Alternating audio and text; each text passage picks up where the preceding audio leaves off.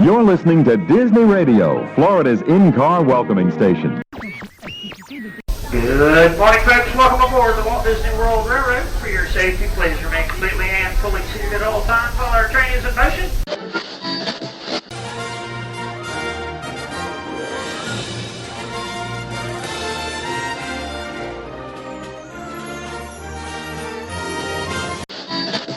Nemo, I am not going to lose you again. Do you hear me? Nemo! Have you traveled through time? Have I ever traveled through time? I have traveled through time as often as you have traveled from the Earth to the Moon, sir. Yes. WDW Radio, your information station. Hello, everybody, and welcome to the WDW Radio Show, your Walt Disney World information station. I'm your host, Lou Mongello, and this is show number 159 for the week of February 28th, 2010. This past week was an exciting one for Disney fans and sports enthusiasts as Walt Disney World kicked off the 7th annual ESPN The Weekend with the grand relaunch event at the ESPN Wide World of Sports complex. Athletes, celebrities, and ESPN personalities were on hand at the event and all weekend long, and we'll recap not only the events, but look at how and why Walt Disney World is truly a sports vacation destination. I'll welcome on our first contestant for Listener Fact or Fiction as he tests his knowledge of Walt Disney World for a chance to win prizes, and I'll tell you how you can get your chance as well. Listen for more of your voicemails at the end of the show, so sit back, relax, and enjoy this week's episode of the WDW Radio Show.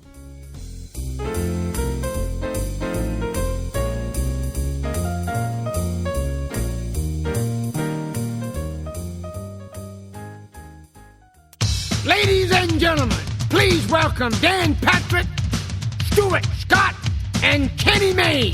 Welcome to the big show. Booyah! I am amused by the simplicity of this game. Can I get a witness from the congregation? Dare I say, en fuego.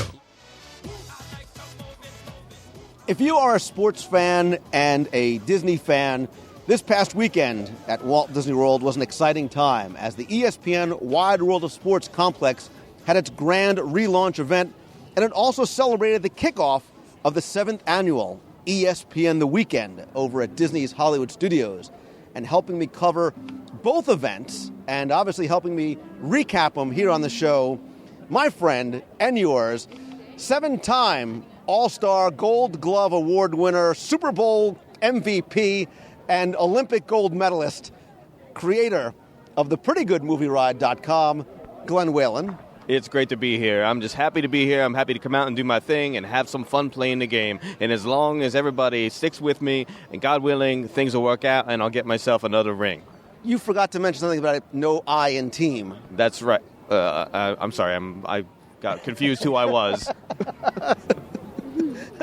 So, Glenn, yeah, we spent the weekend together, really starting off on Thursday because Disney has made a really big deal out of the rebranding of the Wide World of Sports complex. And unless I think a lot of people, either have kids or listeners who maybe have participated in sporting events, probably either never have been there or might not even know that the Wide World of Sports complex even exists. Yeah, absolutely. Actually, I think many people that possibly have been over there were only there to pick up packets in case they were running a marathon or something like that. But what a lot of people didn't know was that there's a lot of things happening there all the time, and there's a reason for you to actually go over there. They've made it even more prominent, more of a reason for you to go over there, and that was part of this rebranding. Yeah, absolutely. And we were able to tour the facilities there. And first thing first, the facility is beautiful, and if you're an athlete, really state-of-the-art, from the Jostin Center to the Field House to all the different sporting fields that are out there. Obviously, the Atlanta Braves had their spring training there. So, if you're an amateur athlete, this is sort of the stage that you want to have, your games on or tournaments on. I totally agree with you. So much of Bernie Williams is really likes backing me up on this one. So a lot of these young people that get to come out and play at this champion field are now being backed up by technologies they've seen on television that are cutting edge. As a matter of fact, greater technologies than are being used right now for professional games. Yeah, exactly. And just to be clear, that music you hear in the background is Bernie Williams, Yankee All-Star, MVP, and World Series champion, who's jamming because we're out here in the Central Plaza over at Disney's Hollywood Studios, obviously recording live. So you might hear a little bit of Bernie in the background. You might hear a little bit of ESPN. We'll get to talking about ESPN in the weekend in just a couple of minutes. But the exciting thing too was not just the rebranding, and obviously the marriage of ESPN and Disney here just makes complete sense. And many people I think probably said, well, what took so long? Because it's the natural marriage of the Disney magic and the ESPN sports broadcasting side. And like you said, they showcased a lot of new technologies. And I think one of the things that impressed all of us so much was this innovation lab. And we got to see a demonstration of the new 3D TV technology, which admittedly, when I first heard about it, said, okay, this is not going to work. This is a fad. It's a gimmick, but really, really impressive. Very cool. The Innovation Lab, I could have spent hours in there. They just took us in there briefly, gave us a look at what 3D television will look like, and it's not available yet. The first 3D network, which will be the ESPN network, comes out, I believe, in June. And you won't be able to see it in 3D unless you have purchased one of those 3D televisions, which I imagine are priced pretty high. But it really was very impressive, and the technology lends itself to sporting events much more so than to television shows or movies. So I think for a sports enthusiast, 3D television might be something you're going to see more of, and a lot of it's going to be coming out of the wide world of sports. Yeah, and it was developed there, it's being perfected there, and they're continuing to improve on the technology there. But the other thing that ESPN's presence there does is for the amateur athletes that go and have tournaments and have different types of things going on at the wide world of sports. And it ranges. I mean, there are dozens and dozens of sports. We heard from Ken Potrock from Disney, who really sort of spearheads what's going on here. And it's everything from softball to track and field to soccer to martial arts to pickleball and all kinds of obscure things like that. It gives the young athletes a chance to possibly be showcased on something like ESPN or even in the resort rooms, because they'll be able to bring the feeds up to the ESPN studios, have the commentators speak about it, and have that kid see themselves on TV. Yeah, they're permanent robot-controlled cameras all around on several of the fields, and they're able to get those feeds in and capture highlights from what may be just like a small high school game. Suddenly, that little clip could make itself onto even the national television level as they take this data information and build a nice highlight reel. This is what's going on today. And if there's an evening, if there's a big finale to an event, on the televisions throughout the place, they'll show these highlight reels. Totally, most people, that would be the most that they'll ever get onto a highlight reel on ESPN. So this is going to be the highlight of many careers. And I think what too I found is that it seems to be something that could be very inspirational for a young athlete to see themselves, playing on that kind of stage in those sort of state-of-the-art facilities, and a chance to be on ESPN. It makes them say, hey, you know what? If I do work hard enough, maybe I can be one of these people who is on ESPN and on a real highlight reel. And one of the things they did as part of the media event was have sort of a green carpet premiere. So you and I are like sort of the Joan and Melissa Rivers of the green carpet premiere. And we're actually, we did some video from there, which I'll link to. We're going to put up in concert with the show. But there were a number of athletes and sports celebrities and ESPN personalities, all of whom came through and said very much the same thing, is that a place like this has got to be so inspirational for these young athletes. And many of them said they wish that they had something like this when they were kids. Right. Yeah, once again, the technology allowing them to hone their training down to a scientific level. This this whole venue allows itself for that. Once again, having a high school player play on a very professional field versus the field that they play down the road with the rocks around third base. So I think a lot of them felt, only if I had this, I would have been able to bring up my game a little bit sooner, a little bit more professionally. Yeah, and maybe this is a good time to talk about the fact that Disney brought in so many of these celebrities, not just for the weekend, but for the event, because it is that important to Disney. I mean, this is really more than just slapping the ESPN logo on. They brought athletes in from every sport, whether it's professional football, baseball, basketball, Olympic gold medal athletes, soccer stars, legendary coaches across the board. So, again, very exciting things, and that roster of players and celebrities obviously carried over to ESPN the weekend, too. Absolutely, yeah, and a lot of anybody who does watch ESPN, all the players you know from ESPN were also here. So many of the people we've heard talking about sports, they were all present, coming up and down that green carpet. It was really exciting seeing NFL stars, Olympic medalist, gold medalist Shawn Johnson, who was currently on crutches, actually, because she had torn her ACL while skiing, is what she told us. So, but we were, that is very exciting to see a gold medalist and talking to this young lady, and she was wishing that this was available to her when she was training. And it was exciting for us, too, because, you and I, especially football fans, so we were able to see people like Maurice Jones-Drew and Brian. I mean, look, as a Giants fan, when I saw Brian Dawkins and Darryl Green, I mean, legendary Hall of Fame guys. You had your brush with fame, too, when you saw guys from... I mean, it was really exciting. I see why, especially young athletes who come here or go to a venue like that, would get so excited to see the people that they look up to. Right. And when I say look up to, I mean, for me, literally looking up to the 6'5", female softball medalist. Exactly. And the Harlem Globetrotters coming down as well was another. Everybody was looking up to these guys who are 7 feet tall. So, but I did notice that Shawn Johnson was actually a good height for you to be interviewing. So. She's going to be a permanent part of the show, actually, now. Video. And we have the self-deprecating video to prove it from the event. But it was a lot of fun. And although I can't really believe that I called Brian Dawkins out and told him that I had a bone to pick with him. But I was getting much more comfortable as the night went on. You certainly did that, and I was actually backing away with my camera because I didn't know what was going to happen when he came flying across the green carpet to talk to you. But it was a good, fun exchange, and which happened with a lot of them. So it was a great conversation with any of them. As we got ready to go in, we got to watch the Braves during batting practice, and we also got to watch the Harlem Globetrotters take on the Washington Generals, and surprisingly, the Washington Generals did lose in the end.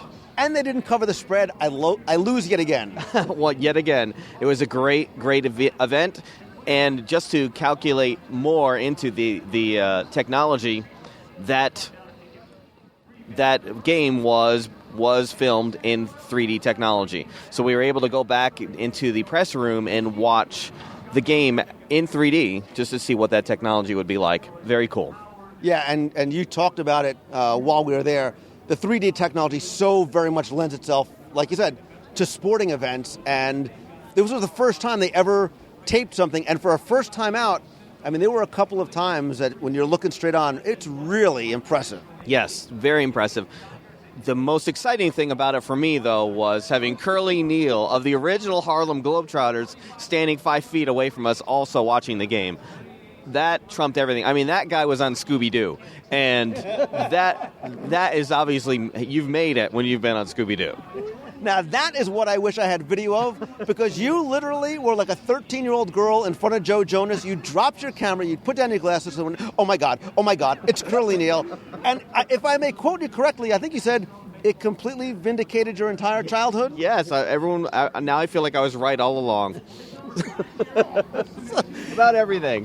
But the exciting thing was obviously getting to see the Harlem Globetrotters play here at the Wide World of Sports complex. I mean, the Milk House is a great venue. I mean, there was, obviously great food, and there was the celebrities there from ESPN. So that was a lot of fun. It was a lot of fun. It never gets old. I mean, you can't wait to see what they're going to do next. I don't know, it was a lot of fun, high energy, and it was great to be in that gorgeous, gorgeous venue. Yeah, and again, that sort of led to the kicking off of the 7th annual ESPN The Weekend, because obviously all the celebrities and the athletes who were here weren't just here for the ESPN rebranding, but to sort of kick off the weekend. And the next day, which was Friday, February 26th, we had a chance to come here and start to participate in some of the events. And participate is really the operative word, because like things like Star Wars weekends, ESPN The Weekend is not a passive experience. Yes, you can watch tapings of NFL Live and Inside ESPN, Inside the Huddle, Baseball Tonight, things like that. Watch the motorcades and interviews with celebrities. But you can really be a part of it. And we actually were. We started off the morning at a taping of Inside the NFL. And there was Mark Schlereth, Trey Wingo, Teddy Bruschi, Ron Jaworski, who had on NFL stars and celebrities like Chad Ochocinco, Johnson to you and me, Jason Witten, which hurt as a Giant fan, Darrelle Revis, and Brian Dawkins. But we got to watch them tape it and get up and ask questions, too. We got to watch it in the beautiful Premier Theater, which has been enclosed. It used to be the Hunchback Theater, for those of you who remember way back then. But it's absolutely gorgeous now. And we were sitting in on a professional taping. This was as good as anything you're going to see on television. If you weren't in the Disney park, it would have been cool to go to that taping anyway, just that in itself. But it also was interactive, Lou, because as you know, you got up and asked a question. So you are able to interact with this. Even that event is something that was interactive. And again, for some reason, Brian Dawkins wanted to throw the forearm when I was asking my questions, but that's, again. But yeah, there's a lot of that stuff going on. And even if you don't need to be a hardcore sports fan. I mean, if you've turned on SportsCenter, you're going to recognize a lot of these faces and names. And like Star Wars weekends or Super Soap weekends, getting to see these guys walking around or see them doing tapings or get their autograph or watch them go up and down Hollywood on the motorcade is really exciting. Absolutely. Right behind us, they built a stage in front of the hat. So right now, if you don't like seeing the hat, come now because you're not going to see it. It's being blocked. So if you come in here right now, we got a beautiful stage set up, and the ESPN guys are up there right now. Right now, there's obviously music playing. So it's great. They really make it worthwhile. They have these large screen televisions. You see everything. You can see the ESPN The Weekend cheerleaders and the motorcade of celebrities are coming down the way as we speak.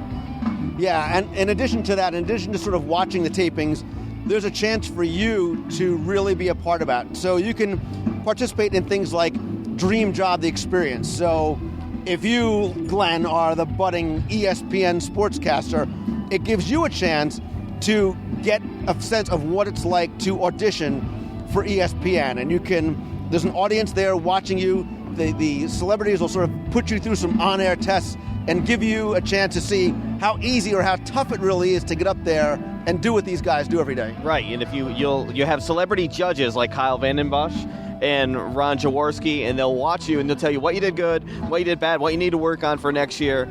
And every sports fan thinks that they have the ultimate in sports knowledge. This is a great place to test it. Yeah, it's like the George Costanza, I could do that. I could be an ESPN broadcaster. You need to have a little bit of knowledge and some experience too. But yeah, and getting a chance to be judged by some of these guys who you watch play professional sports is even better. And the other good news is that actually takes place in the Sounds Dangerous Theater. So obviously Sounds Dangerous isn't playing anymore either. So.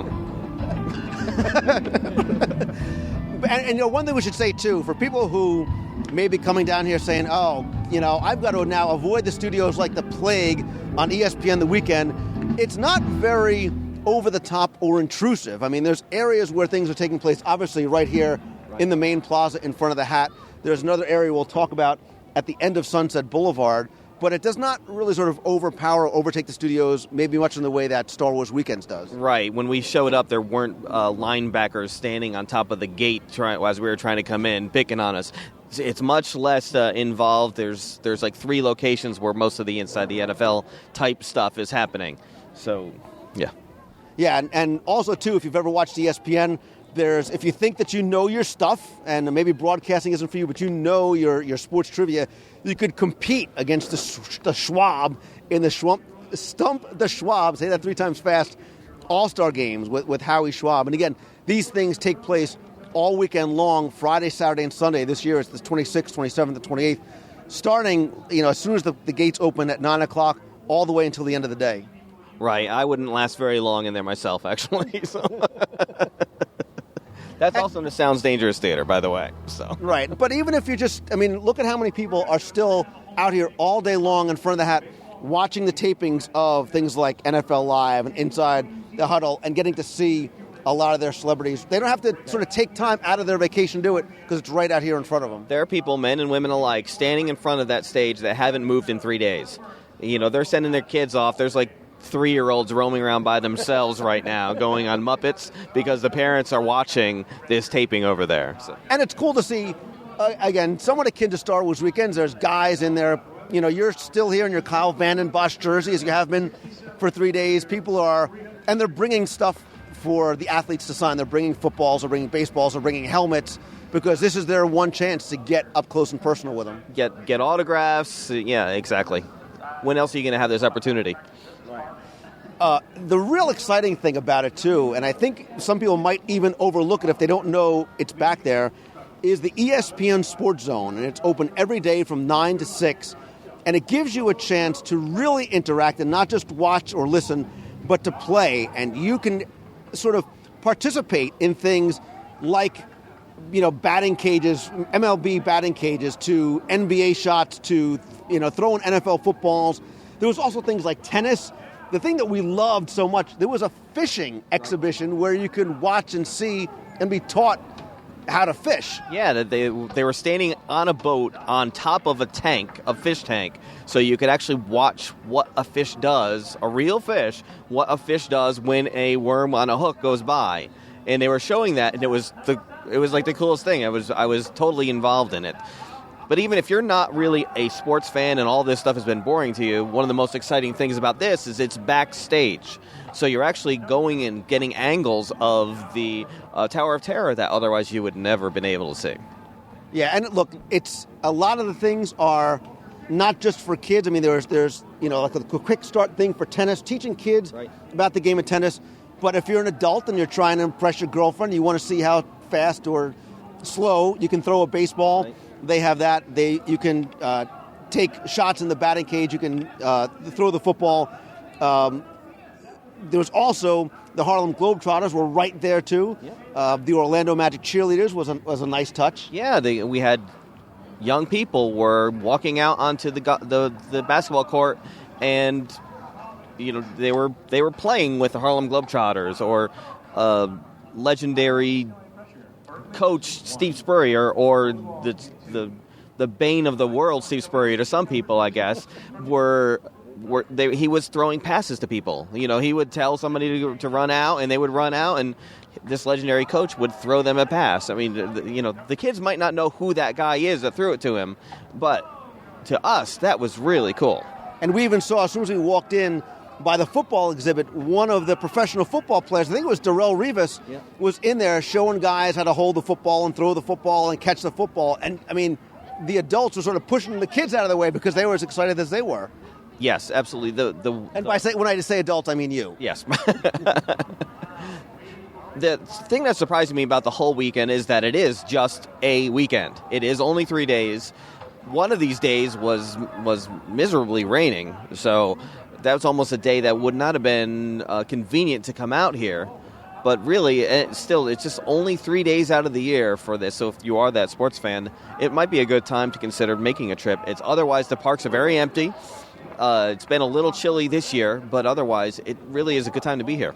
And if you are an athlete or an athlete wannabe, or you just enjoy some of the themed endurance races, there's also the Champion 5K at ESPN The Weekend, which takes place on Saturday. And the nice thing about this one, Glenn, too, is if you're a runner, or you're not a runner, a 5K is not a big deal. You can do it. You can also register that morning. So if you say, hey, you know what, come on, let's give this a try, and let's just, see what it's like to participate, you can do it that day. Yes, and if you're anything like me, you might as well have signed up the day before if you're not going to practice for it before you do run your first 5K, or last 5K. I'm sorry, did I say that wrong? Last 5K.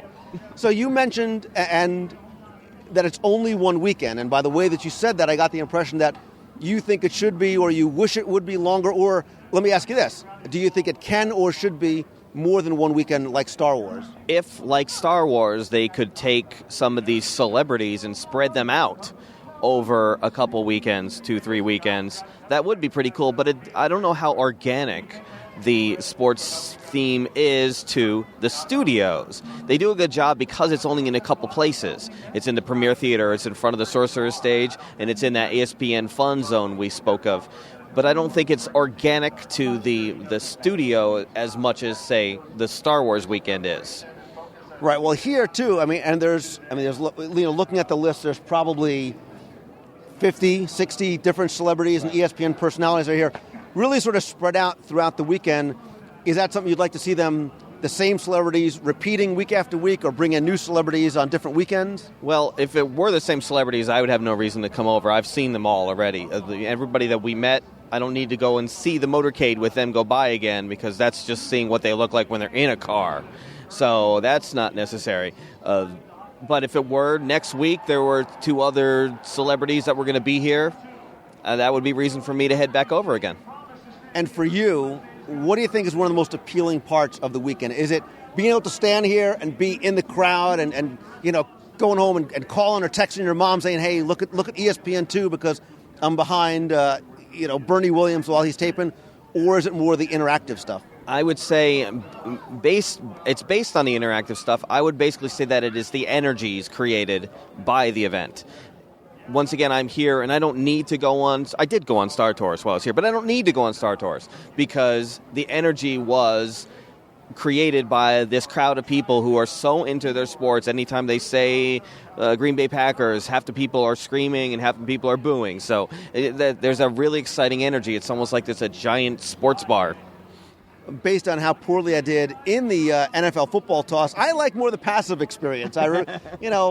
Bad memories of high school were rekindled for me, but I love being able to watch the tapings and see some of these guys go by. I'm like, hey, there's Adam Vinatieri. Hey, there's Brian Dawkins, whoever it is.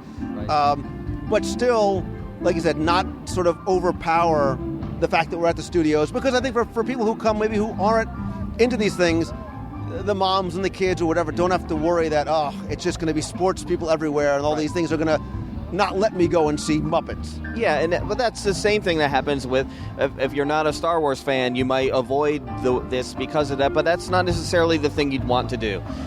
It's not as intrusive as it sounds. We're not walking into the stores and seeing only Mickey-themed football jerseys around now. That hasn't changed. The studio is still running as it was, except for there's a live taping going on in front of the Sorcerer's Hat. That's really the only thing you're going to notice, rather than other than the fact that there's going to be 4 other motorcades during the day. They still have the Block Party Bash going on, etc. And I think between this and the rebranding of ESPN, and we didn't even talk about things like the Atlanta Braves spring training, which takes place over at Wide World of Sports in a really beautiful facility. And if you are a baseball fan, whether the Braves are your favorite team or not, getting a chance to get so close and watch them practice, it's a really nice sort of day at the ballpark. One of those overlooked experiences here at Walt Disney World. Oh, gorgeous. And, of course, the food there is perfect baseball time food. It's take me out to the park. There's also all over the property, there's other sports that we don't consider very often. We don't consider coming out and going, say, fishing, which we experienced a fishing excursion, which might as well have been ice fishing because it was so cold out there.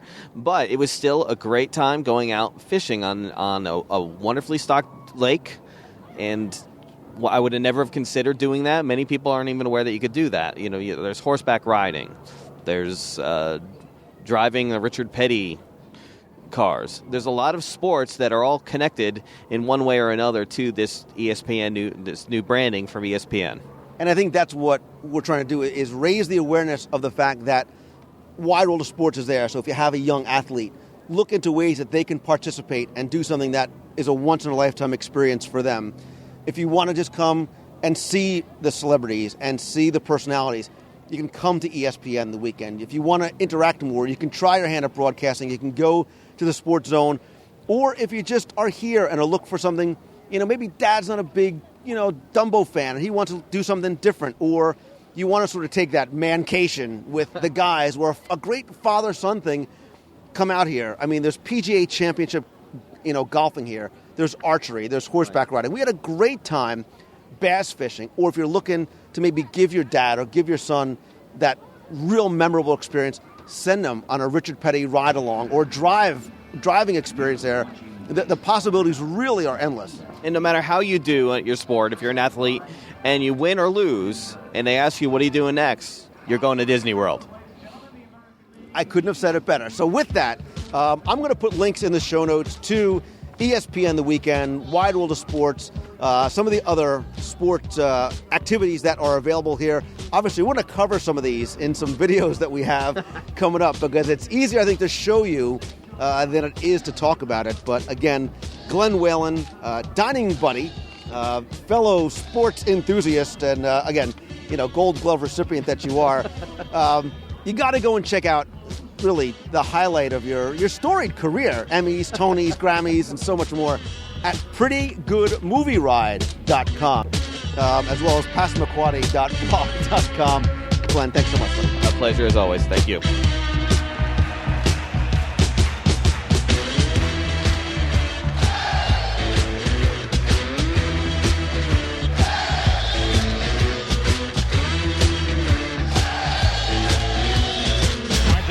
Breaks a couple of tackles, and look at him go! And look at him go! He could go all the way.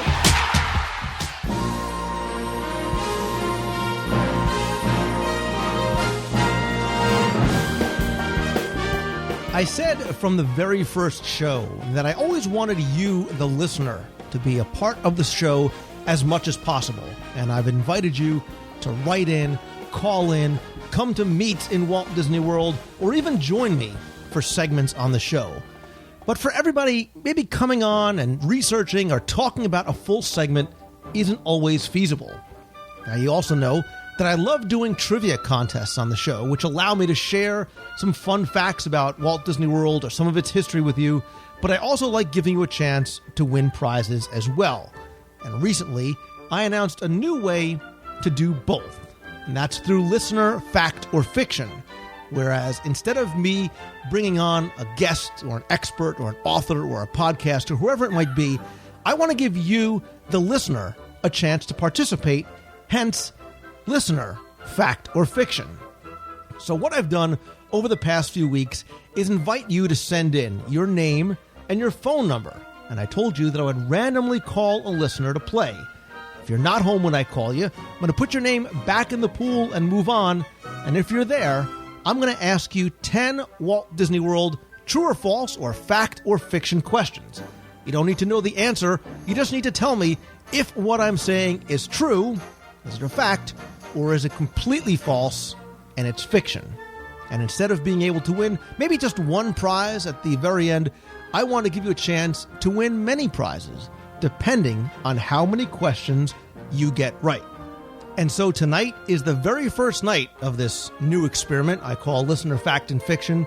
And the first person whose name I randomly selected from all the names and phone numbers that were sent in was Alex Goldman. So we're going to give Alex a call and see if he's home to play Listener Fact or Fiction.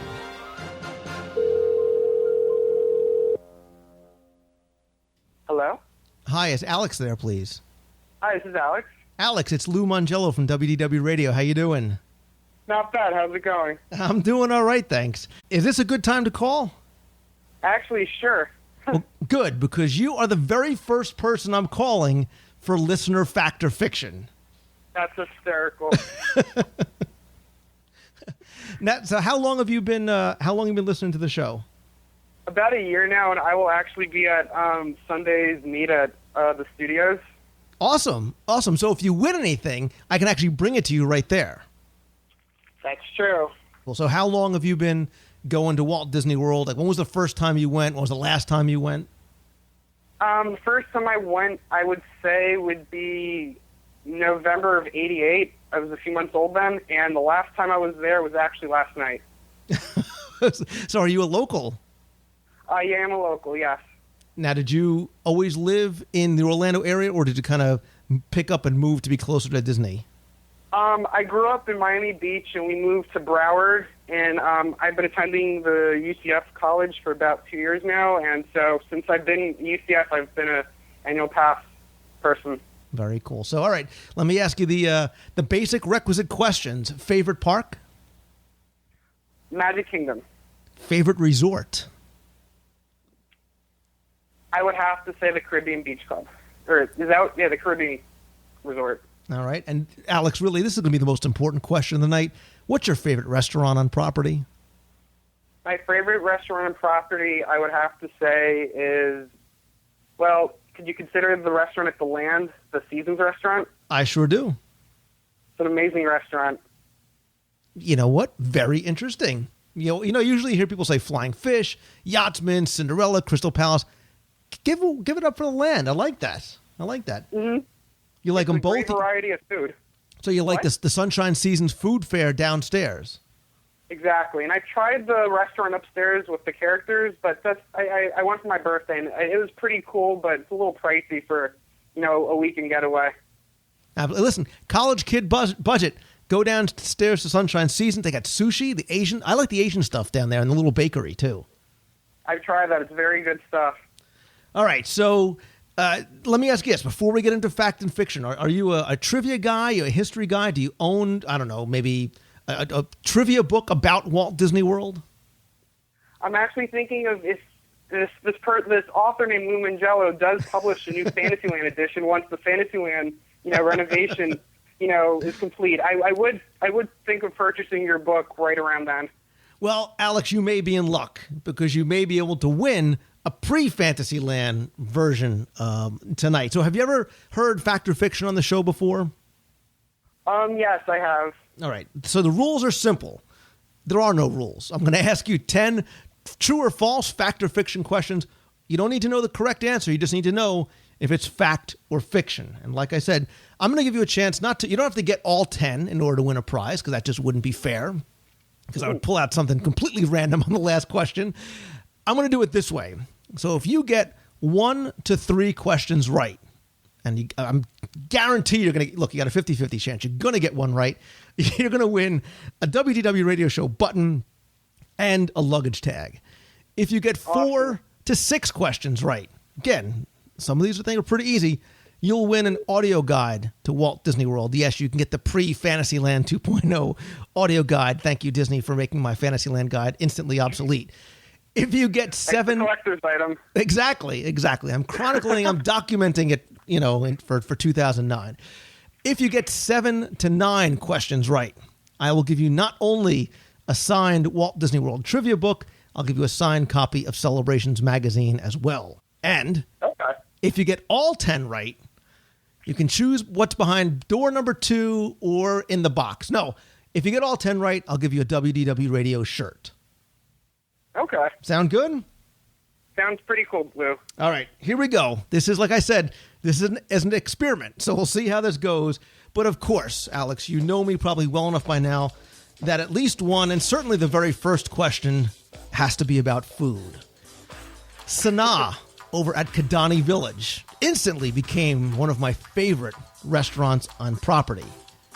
Fact or fiction? Sanaa means peaceful in Swahili. The word Sanaa means peaceful in Swahili. I would say that's a fact.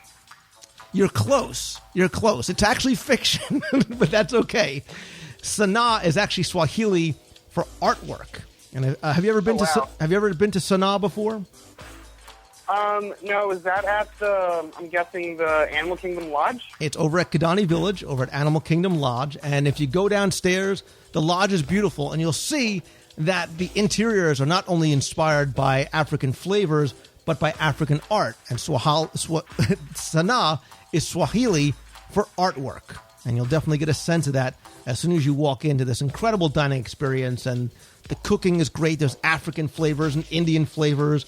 A very family-oriented restaurant.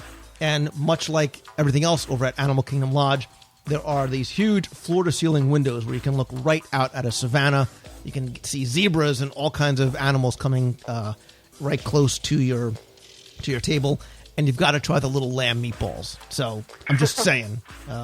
Go there, Alex. Just get appetizers. Just get appetizers. Oh, I hear you. So, all right, you're 0 for 1, but that's okay because there's still plenty of opportunity to redeem yourself. Mm-hmm. Question 2. There is a quiet, secluded, out-of-the-way room over at the villas at Disney's Wilderness Lodge that houses a collection of train memorabilia and artwork. Obviously, Walt Disney, huge train enthusiast. There's also an exhibit in there that features two of Walt's personal scale model railroad cars. That room is known as the Lily Bell Room.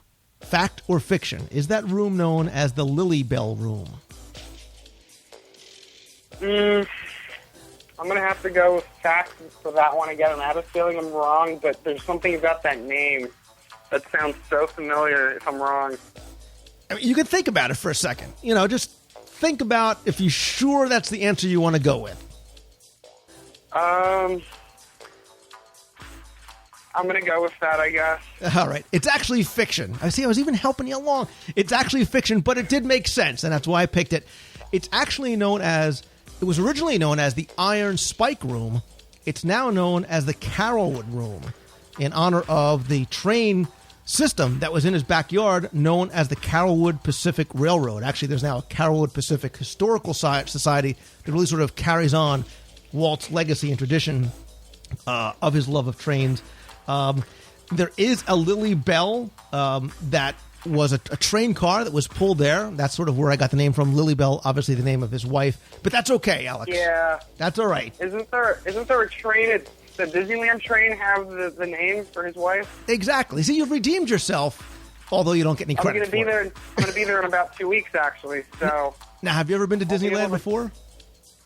Once in 2004, but I will be seeing, I know it's one of your favorite shows. I will be seeing the Captain EO show when I believe it opens tomorrow, actually. So I'll check that out, and I'll be sure to leave you a tweet or a Facebook on that. You should call the voicemail from Captain EO while you're in Disneyland. Even better.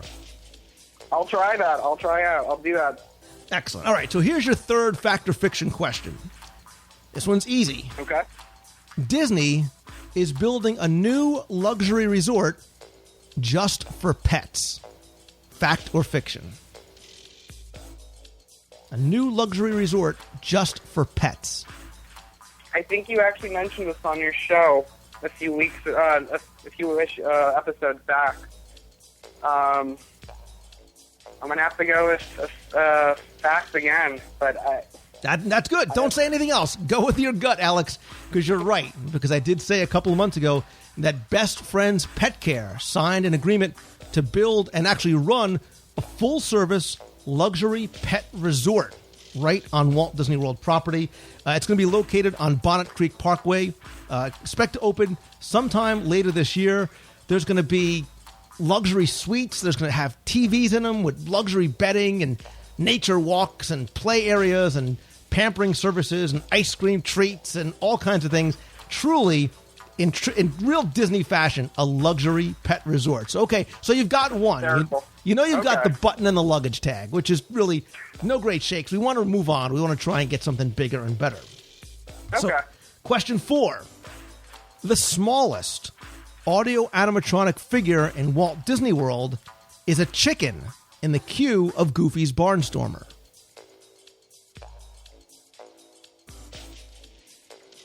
So, let's see. Is that the smallest animatronic? I'm going to have to go with false. Fiction. On that one. All right. You're right. Fiction. Okay, now you're right. It's fiction, so you got credit for it.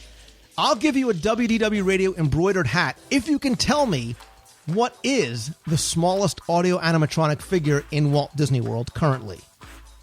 I'm thinking in the Haunted Mansion, they have in every other room, there's a raven that's like watching over you, I believe.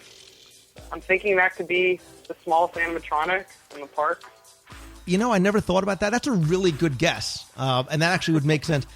Actually, it's a new character that is, according to Disney, not only one of the newest, but holds the distinction of being the smallest one ever created, and that's Remy over in France. He's over in Le Chef de France. So know something funny? I've eaten there twice, and I've yet to see him, though. Oh, he's awesome. He's awesome. It's an amazing restaurant. It's an amazing, it's an amazing example of this living character initiative and how they really, they bring him right over to your table, and the performance that he and those that control him do is really something special. And I really like it because it's often not expected when guests go in. You're not really going to the restaurant to look for an audio animatronic character, but when it comes over, it's really, really a nice touch. You've got to go back. Definitely check out Remy. I know he is still there. Okay, so if my scorekeeper, meaning me, is keeping correct, we are 2 for 4, correct? We got 2? All right. Sounds about right, yeah. All right, so question 5.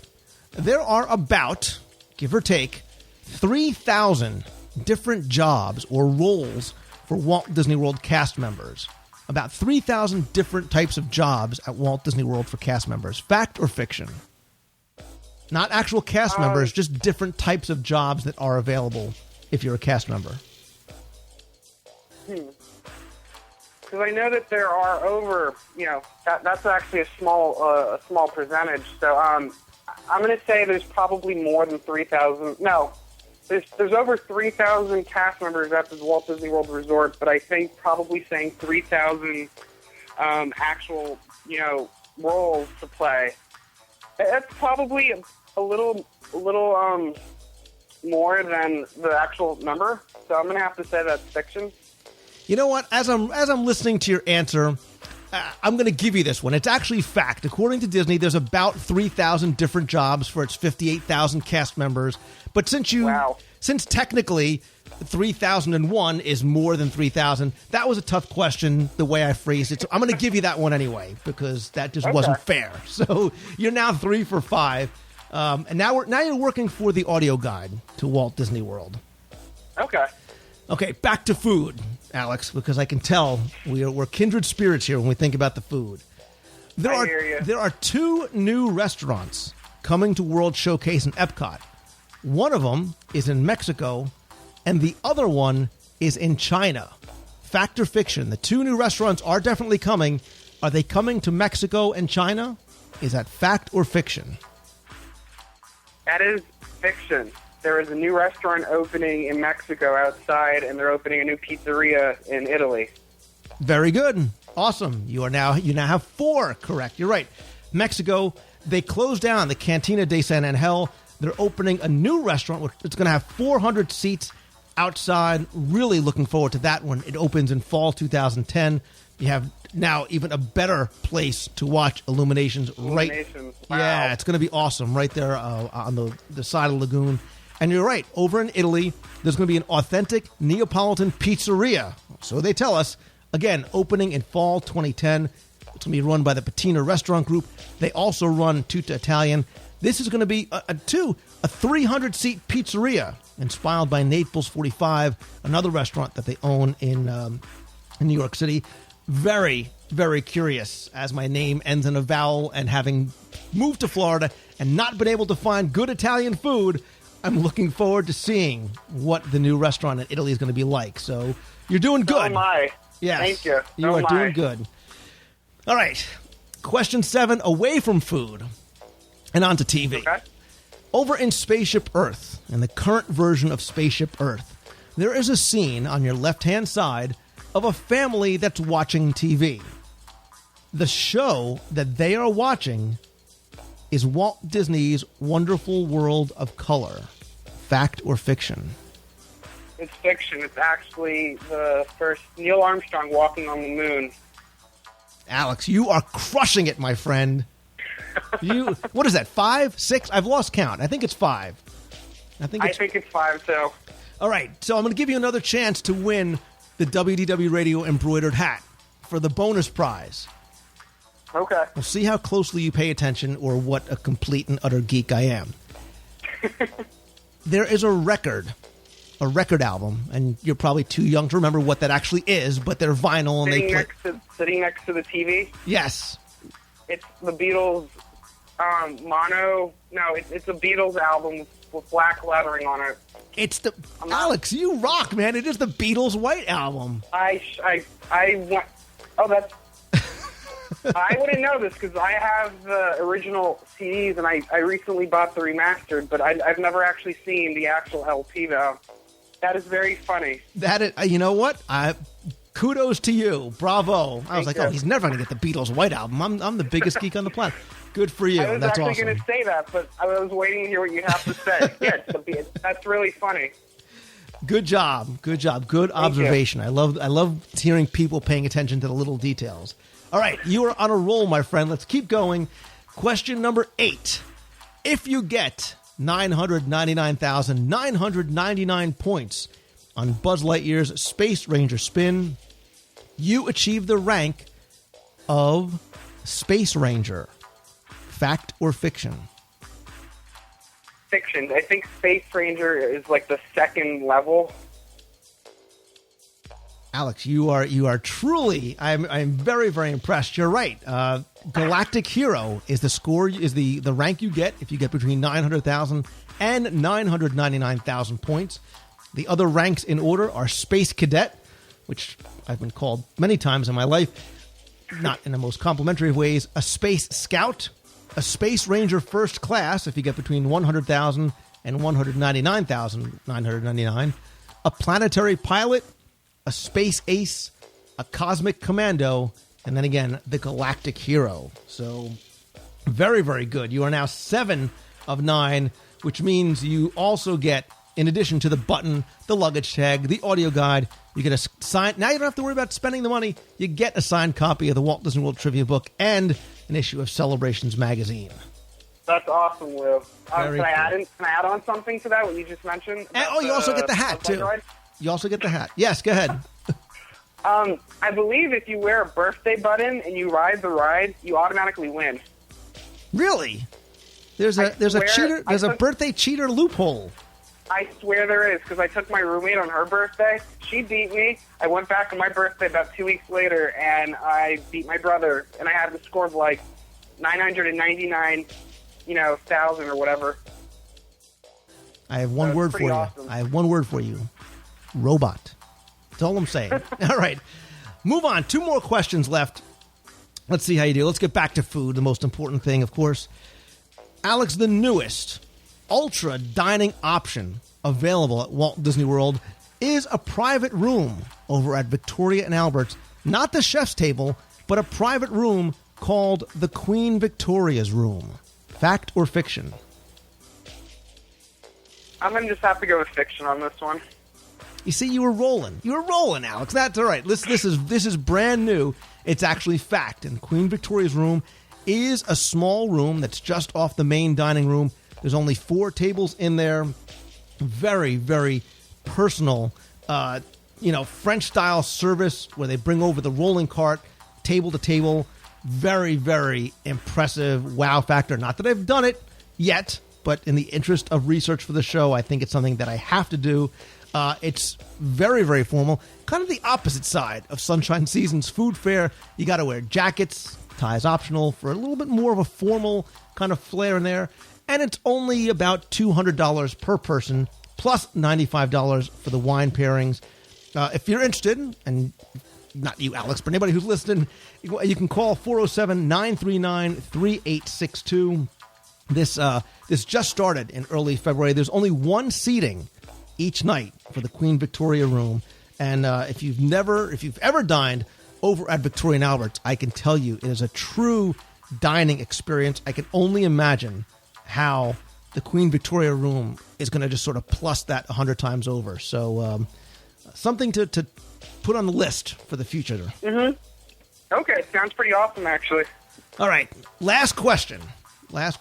You've already gotten everything on. The only thing you're not going to be able to get is the WDW Radio shirt, but that's okay because you're getting the hat instead. Last question, and I'm sure you were a huge fan of this. There was once a show that played in Epcot called The Magical World of Barbie. Fact or fiction? Can I tell you? It's the answer. It's the fact. And can I tell you something funny? My parents, when I was a kid, they'd only taken me to Epcot once, and that is the only thing I remember about going to Epcot in about 1994. That is my parents. They were I believe, like juniors in college the year Epcot opened. So they have pictures of when they would go and when they would go whenever. And they took me once, my brother and I, once. And that's the one thing I remember is the Barbie show over in the American Pavilion. And it scarred you for life. That's the one thing you take away from Epcot. One thing I remember. This incredible technological advancement. You've got Dreamfinder and Figment and dinosaurs at Universe of Energy in the Seas.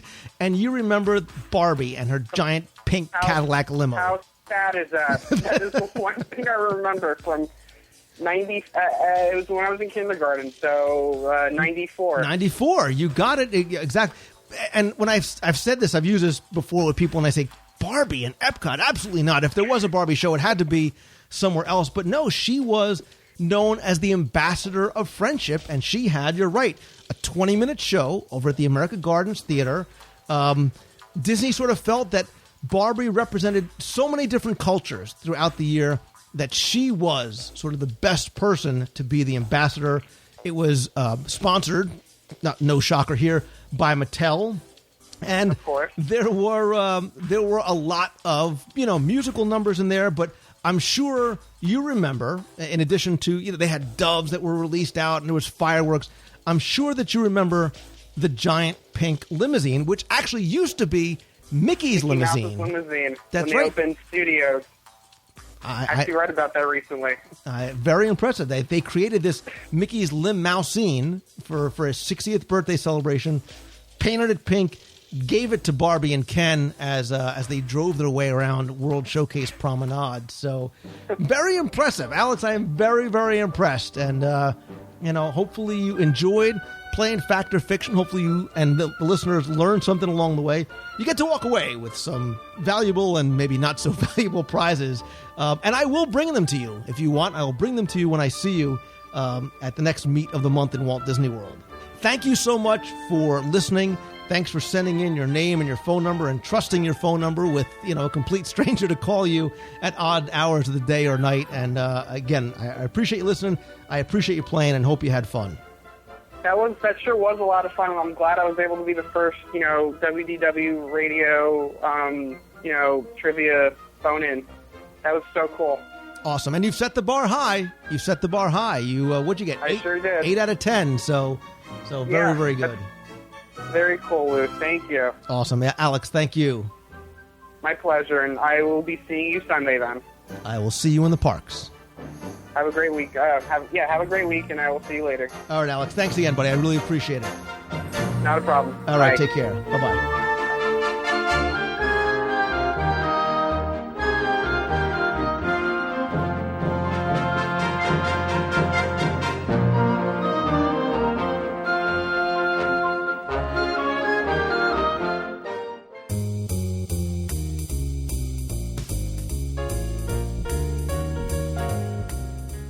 That's going to do it for this week's show. Thanks so much for taking the time and tuning in.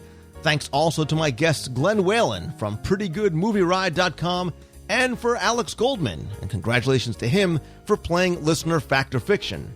Remember, you can send in your name and phone number for a chance to play for prizes as well. Just email me at lou@wdwradio.com. And remember, it may not be the same prizes every week, so be sure and tune in and play. Thanks also to everybody that came by the meet of the month this past weekend at Disney's Hollywood Studios, whether you were there in person or watched live over at WDWRadioLive.com. Really appreciate you coming out and spending some time with us.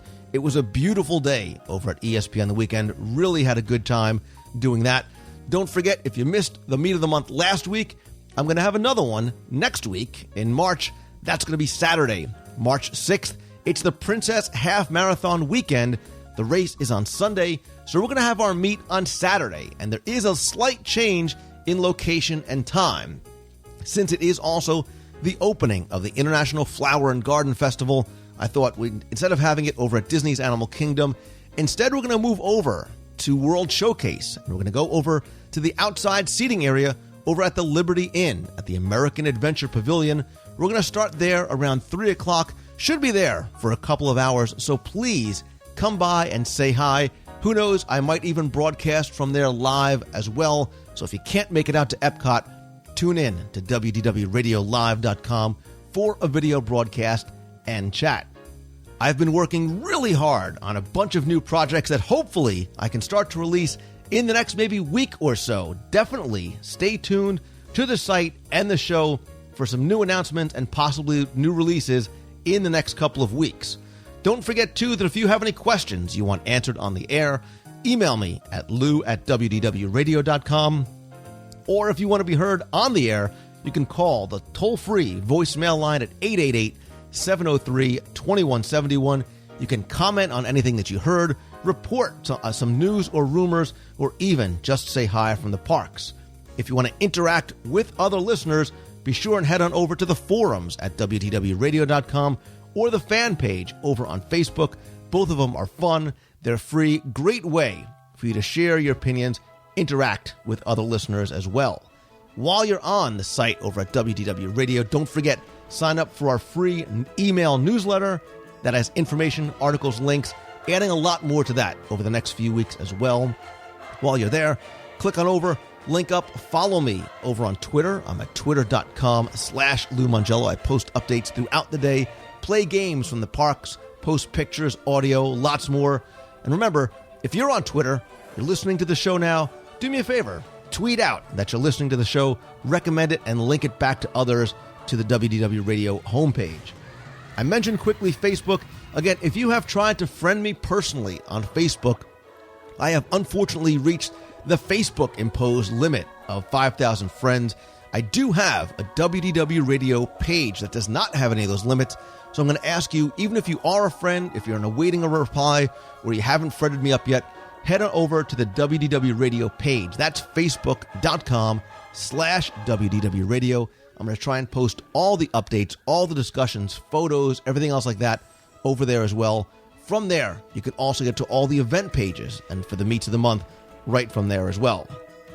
Big thanks, as always, to my partners and sponsors, including my official and recommended travel provider, Becky Mankin, and her team over at Mousefan Travel.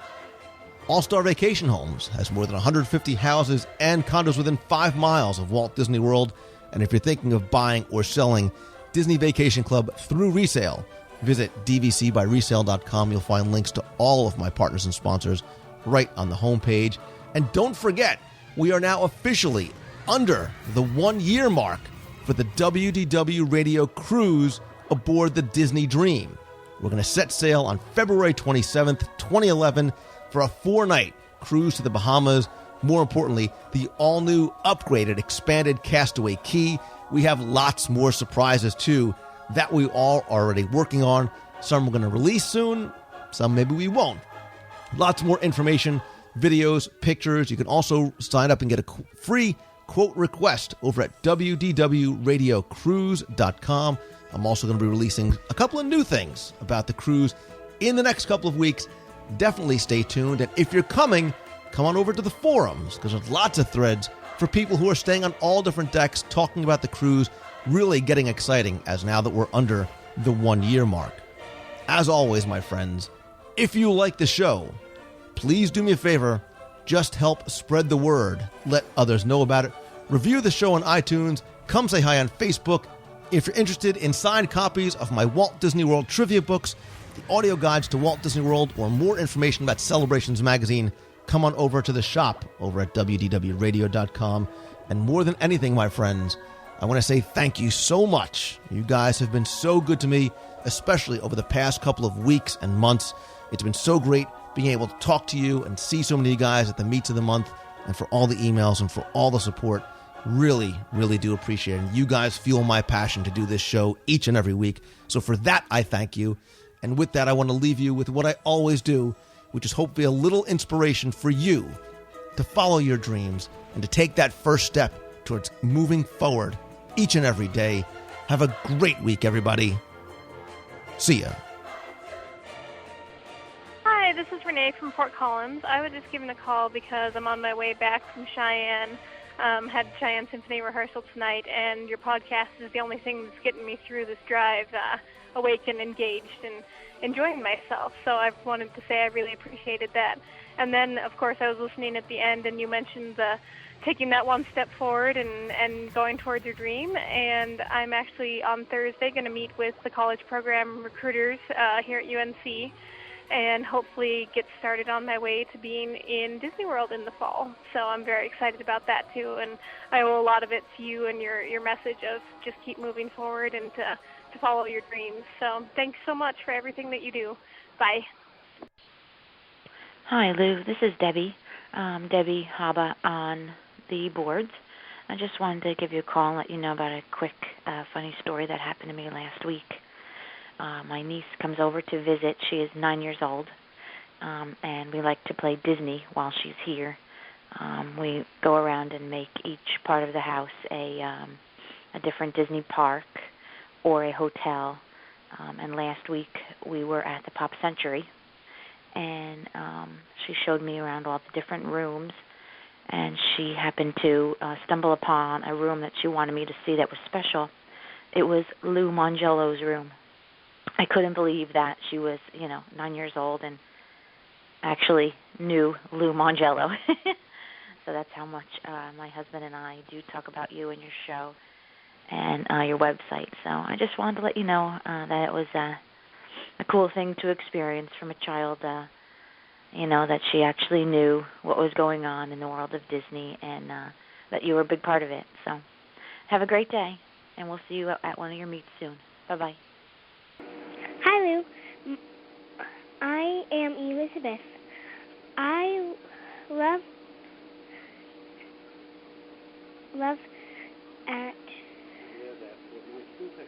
at Fort Knox, Kentucky, and I would like to meet one day at Magic Kingdom, Cinderella's Castle. Talk to you later. Bye.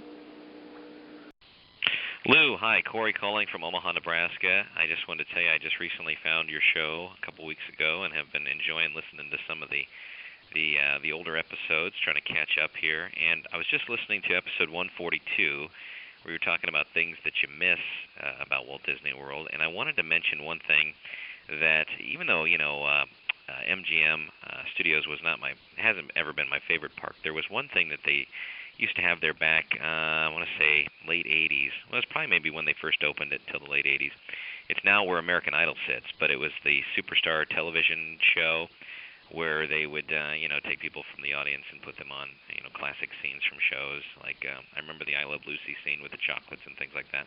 I used to really enjoy that attraction. I also, you guys were talking about things that you miss, and one of the things was, a recent change that you guys talked about was the Tomorrowland narration. And I got to jump on the bandwagon with I don't like the new narration that they've added. We just went this past December, my family and I, and we got on the People Mover, as I still like to call it, and we're like, what in the world? What are they playing here? It's not the same. I'm hoping that it doesn't last long and they go back to the old guy going, now approaching, that was much better, and that's one of those things that I thought they would never change. Very surprised to hear that they changed that, but I'm also in agreement with not liking the new narration on that. But really enjoyed the show. Just want to share those couple things with you. Thanks a lot. See ya. Hey, Lou, it's Renee from Fort Collins. I was just giving you a call because I just met with the campus reps for the college program, and it was really funny because I actually met Carrie McPherson, who I remembered from your show back when she was an ambassador for Walt Disney World in 2008. And so afterwards I went up to her and said, hey, this is going to sound like a weird question, but were you on the WDW radio show with Lou Mongello? And she said yes, and she was so complimentary of you, definitely remembered you and you coming down for Toy Story Mania as well as talking to her before then. So she just had such glowing, great things to say about you, and it made me happy to have that little connection with her. Hope everything is going really well for you, and we'll talk to you soon. Bye. Hi, Lou. This is Tina again from Ottawa with her Disney Geek husband, Bob. We just finished the Disney Studio Archives D23 tour, and I wanted to call you so much, but I was saying to my husband, I just don't know what to say. I'm so blown away by it all. I'm so overwhelmed. I can't believe it, and I'm going to cry. This is so sad.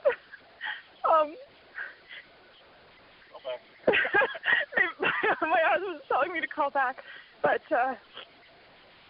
We got to see a lot of wonderful things today, and I probably sound horrible, but we saw the birds sing, and anyways, we're just heading out, and we were just at the store and stuff, and I know you understand because you've been here and you've done the whole thing, and it's just...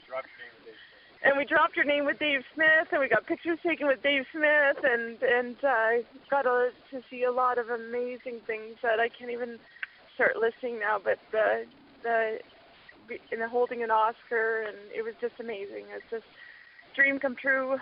Like I said, it's just amazing. So I'm sure I'm going to be embarrassed when you hear this and that I broke down and cried, but I know you understand. So my husband and I are thankful that you have educated us so much beyond what we have done ourselves in the Disney geek kingdom of our world. But it was nice to...